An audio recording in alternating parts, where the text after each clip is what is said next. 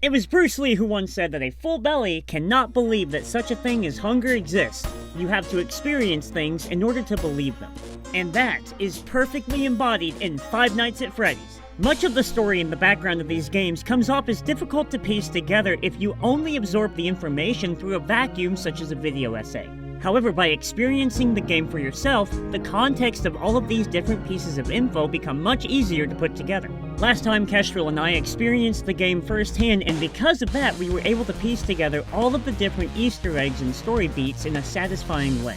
But this is the game when Scott started to lean heavily into the secrets and story, so I'm sure that now is when things are going to get difficult to solve, right? A little bit. FNAF 2 does have some unanswerable questions in this game that we need a third entry for, but for the most part, it answers all of the lingering questions we had from the original. However, just like last time, it demands a personal run through the game so that you have the context to put all of these pieces together.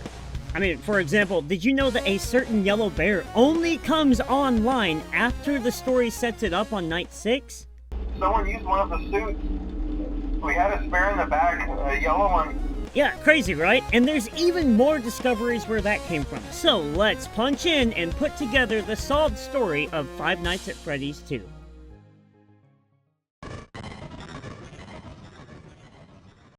Right away, you know FNAF 2 is cooking with gas because the first time you boot up the game, you get treated to a cutscene looking through the eyes of Freddy at the original FNAF game location.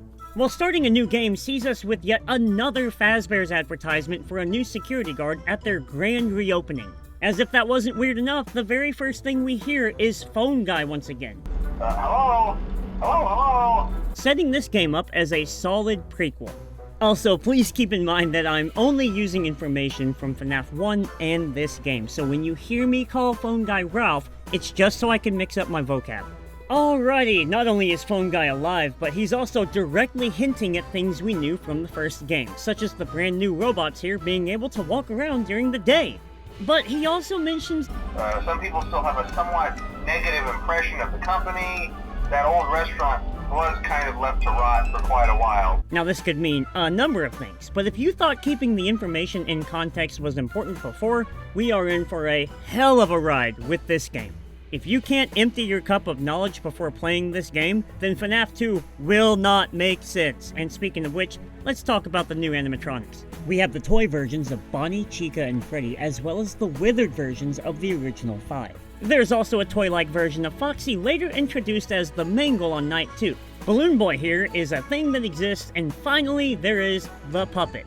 Ignoring questionable designs, the more important note is this. They're all tied into some kind of criminal database so they can detect a predator a mile away. So, while that's plenty cool, our teacher then goes on to tell us about how we're the second guard they hired. The first guy finished his week, but complained about conditions. We switched him over to the day shift. Mainly he expressed concern that certain characters seemed to move around at night, and even attempted to get into his office. And, yeah, that's pretty important context, given the information that literally came right before that. So here's the Night 1 rundown.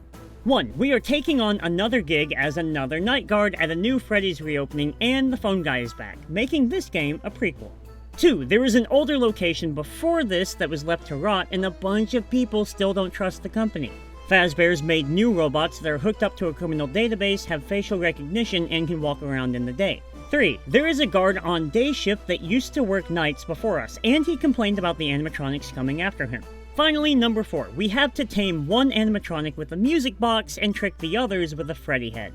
Just like that first game, this is all a wonderful setup and continues to push both gameplay and storytelling further for the franchise. So after surviving the night, we get to Night 2, which is when the gameplay begins to inform the story.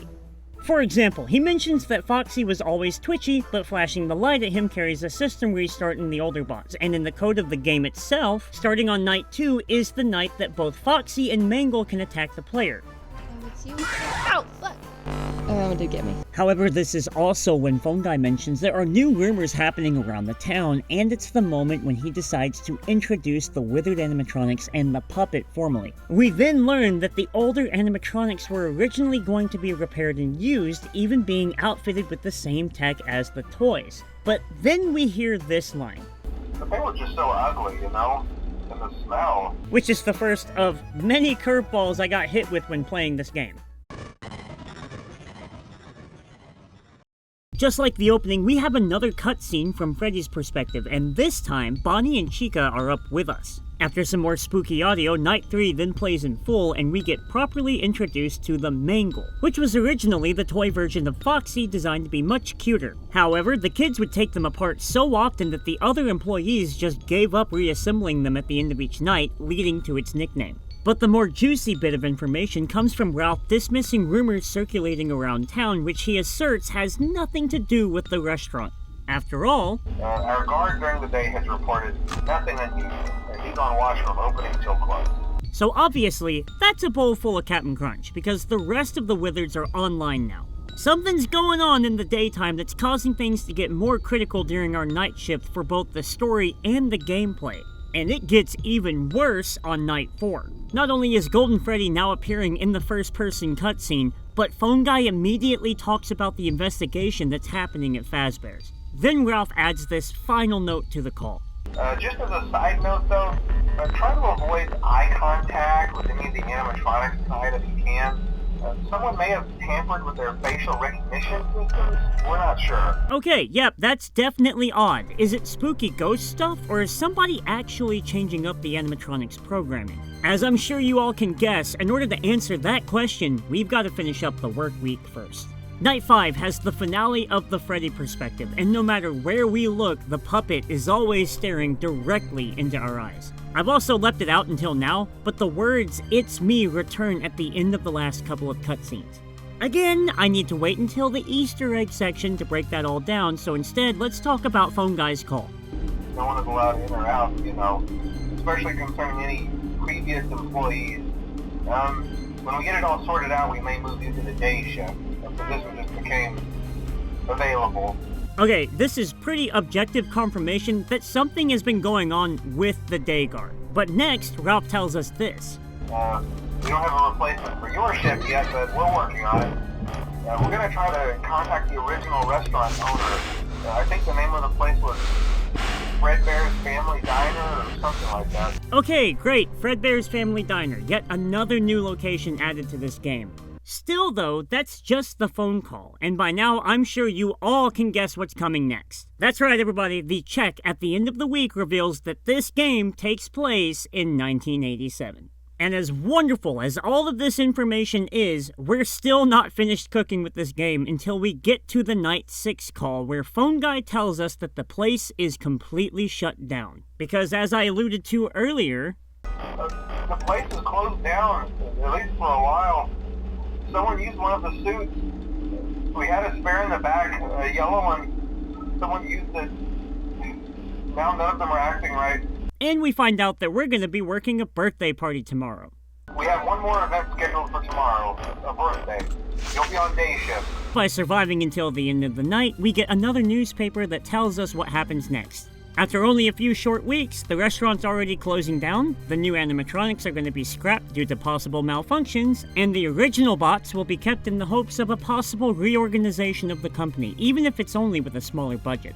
I'm fairly positive a lot of you are already piecing the story together, but we still have the custom night to get through, which may not have a phone call, but does reveal a third night guard. Fritz Smith here gets fired on his first day for the same reasons as Mike in FNAF 1. And that's definitely a weird coincidence, but unfortunately, you're gonna have to wait a couple of more videos before that little piece of info is relevant again.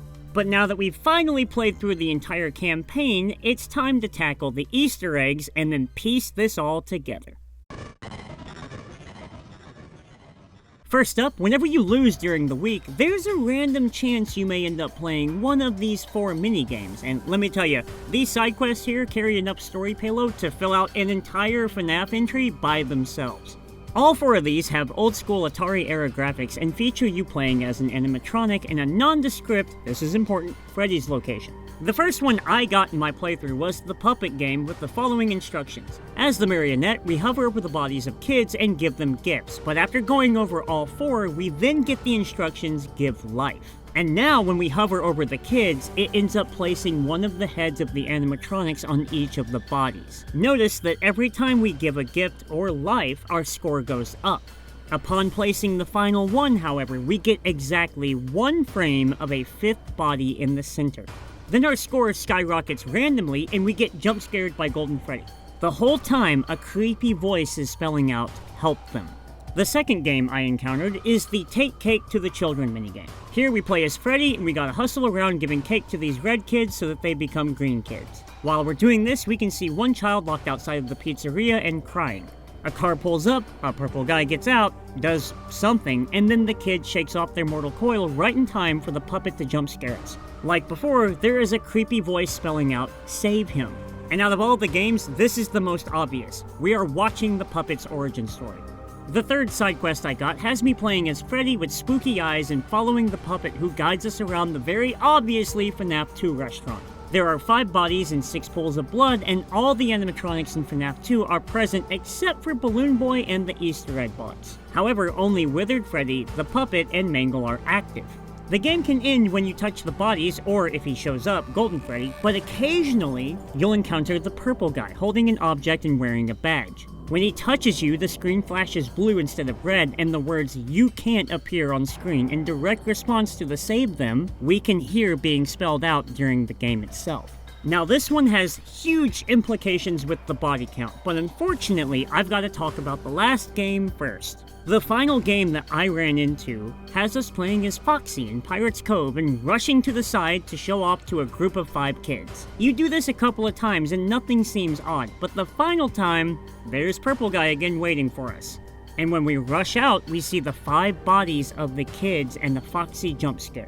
Interestingly, this is the only game that doesn't have a voice spelling anything out. Also, I really hate this minigame, and I know a lot of people give MatPat crap for saying that the killer was Phone Guy, but sincerely, what were we supposed to believe at the time, especially with the purple dude smiling here? I realize it's a red herring and we're supposed to believe it's the day shift guard that's doing all of these terrible things, but this to me is the first genuine confirmation of Scott being a gigantic troll. But of course, these minigames are not all there is in the secret department. There are also 4 hidden animatronics. JJ, a reskin of Balloon Boy who occasionally appears under the desk and does nothing else, a naked endoskeleton that moves around a bit but also can't hurt you, and the 2 Shadow animatronics. Shadow Freddy is a reskin of Golden Freddy, and Shadow Bonnie, otherwise known as Rick, is a reskin of Toy Bonnie. Now if you want to try and find a meaning in Rick's name, be my guest. But these 2 will crash your game if you keep looking at them for long enough. The final Easter eggs are this paper cutout that can change rooms to the office, and these eyeless animatronic screens that can appear before starting a level or booting up the game. And with that being said, there are no more Easter eggs and there is no more stalling. It is time to put together the stories of Five Nights at Freddy's 2. Yep, you heard me right. FNAF 2 is telling multiple stories. The first is The Bite of 87. We play as Jeremy Fitzgerald, the second night guard at the reopened Freddy Fazbear's in the year 1987. JM here is instructed by Phone Guy, the very same from the first entry, to watch the restaurant at night and use a music box to tame the puppet animatronic, as well as a Freddy mask to fool the others. This only works on most of them because the animatronics are now hooked up into a criminal database so that they can use facial recognition software and detect predators, in order to make the pizzeria a safer place. Foxy is the only one this doesn't work on, but thanks to a glitch found in the older animatronics, you can take care of him by just shining your flashlight in his face. Yet all of these safety measures for Jeremy are only here because the previous guard had problems with the animatronics before he got shifted over to Days. Jeremy is also warned that there's a leftover set of animatronics from an even older location that were decommissioned due to how ugly they'd become over time and their smell. Our protagonist survives 6 nights, with each night becoming progressively more difficult because eventually the older models come to life as well. Night 6 is also when it's revealed that the restaurant is closing down and Jeremy is being transferred to Days to replace the old day guard. Unfortunately, our protagonist has to work one final shift before the place is completely closed, a birthday party where he is instructed to stay close to the animatronics. All of the context from this game leads the player to believe that Jeremy is bitten at the party, becoming the Bite of 87's victim. Much like last time, we've got a few culprits for the biter. The first is Foxy. He is stated as having always been twitchy, however he is also the only animatronic that was fully replaced before the new opening of the restaurant, as you can see from these drawings on the wall, but more on that in a moment. Another candidate is Withered Freddy, who literally bites you in his jump scare. However, the one I voted most likely to have a nibble is Mangle. The main reasoning is that the game leads us to believe that the Withereds aren't allowed out in the daytime at all anymore. And the Mangle not only has a jump scare animation that appears to be lined up with our noggin, but the name Mangle itself means to severely mutilate, disfigure, or damage via cutting, tearing, or crushing. So I feel like it's best not to overcomplicate it here. The only thing I actively dislike about this solution is that it means the answer was impossible to solve within FNAF 1. Unless you're an ass and say that technically Mangle is Foxy, in which case, you're right, but I'm not happy about it. But that is only the story of Jeremy and the Bite of 87. Now we need to put together the other half of FNAF 2. And I'm gonna be honest with you, this is where things get really difficult, and it's the reason why this video didn't come out last week. I got really pissed off at this game because it feels like the playthrough was telling me one story about the missing children's incident, and the minigames were telling me another. So I did what I always do in these moments. I just played through the game again, but this time, I didn't die nearly enough to get any of the minigames at all, and that's when the entire thing came together. The problem of solving this game was in fact solved by accomplishing the entire point of my videos, by playing them in context. You're not meant to dive through all of the lore and death minigames right away. You're meant to play the story first. And if you do that, then the second story that FNAF 2 tells is Golden Freddy's. On night 6, we hear this. Someone used one of the suits. We had a spare in the back, a yellow one. Someone used it. Now none of them are acting right. While, yeah, that definitely sounds like somebody wore this suit to commit all the crimes, it also means they could have used it to hide a bit more than their identity, because this is the night that Golden Freddy's AI is finally cranked up. The actual campaign and gameplay is telling the player that the week we are on Night Watch, the Day Guard took out the kid that goes on to possess Golden Freddy. And that's why his AI doesn't kick on until night 6. But I hear you. There's a lot wrong with that. We can ignore future depictions of this story because the whole point of my videos is to put this together based on the info we had at the time, and straight up, there wasn't an order of the deaths yet. Ah, shit! God damn it, Chica! But we can't ignore how there are 5 bodies and the minigames show the puppet giving life to these 5 kids. Except Golden Freddy isn't with the others right away. This kid shows up after we give life to the main 4. But most importantly, as the ones playing as the puppet in this game, we never gave Golden Freddy life. Okay, hold on, that's pretty compelling, but then there's also the issue of the 5 missing kids, right? Well, the existence of the puppet alone solves that. There are 6 kids now, and one of them can't be accounted for in the original set. Then this brings me back to the story of FNAF 2 itself that we actually play through. Something has to happen during the days of our work week. A lot of people will say that there's another set of bodies and that's how the toy animatronics get possessed, except that's not necessarily true. Even though the minigame that we see these corpses in says save them, it doesn't change the fact that they're still corpses. That's why when Purple Guy attacks, it says we can't. For all we know, this is Purple Guy removing the bodies from the withered animatronics. But I also want to point out that in FNAF 1, we see all of the heads in the supply room turn towards the camera. All of the parts in this room are haunted, even if there's still only 5 victims. So with all of that in mind, here's the other story that FNAF 2 is trying to tell. Years ago, there was a Freddy's building before the FNAF 2 one, which may well be the same from FNAF 1. At this location, 5 kids were taken out by this purple man. One would go on to possess the puppet, and they would help bring life to the other 4, who had their bodies hidden in the suits. And because Foxy was the first one to discover all of these bodies, it became permanently twitchy for the rest of the series. The restaurant would eventually close down for the same reasons mentioned in the FNAF 1 posters. Years later, Freddy's would reopen and the man who took out the kids returns as a night security guard to remove the bodies from the animatronics, only to be attacked by the puppet and the other bots. He then moves to day shift where he has more freedom and control. As the week goes on, Purple Guy is able to tamper with the facial recognition to make all of the toys more hostile, as alluded to by Ralph. Eventually, one child is attacked by the Purple Man and hidden away in the Golden Freddy suit, causing all of the other animatronics to stop working right. Unfortunately, the very next day, a tragic birthday party happens, and since Fazbear likes to clean up after their own messes, the public bite of 87 overshadows the Golden Freddy child's disappearance. This is also why we cannot call Yellow Bear an Easter egg. Golden Freddy is changeable in the custom night menu. This means that he is a core function of the game and not something hidden like in the original, making his appearance starting on the final night of the actual campaign all the more important. Golden Freddy is meant to be the final boss of FNAF 2, and this is their story. Well, for now at least. But hold on, what about the shadow animatronics and all of the other Easter eggs? What's up with those? Much like the tease of Fredbear's Family Diner at the end of the game, we don't have all of the information here. Because you see, by this point, Scott knew he had a franchise on his hands. So unfortunately, we're gonna have to wait for the answer to those questions in my next video when my fiancé and I tackle Five Nights at Freddy's 3. And yeah, if I had to play through this game like 3 times to get all of the story here, I am not exactly looking forward to Happiest Day and figuring all of that out. If you made it this far, thank you so much for watching, and I would like to give a colossal shout out to my commenter and friend now, at Universe Chronology.